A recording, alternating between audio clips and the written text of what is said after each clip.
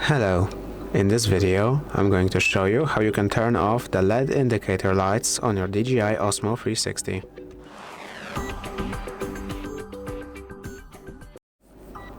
Normally, when it's turned on, the DJI Osmo 360 has this indicator light.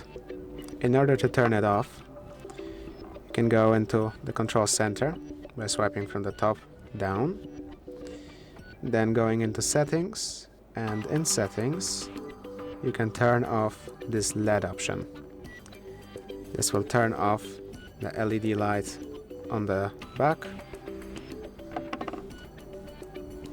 If this video was helpful to you, please consider subscribing, leave a like and a comment down below.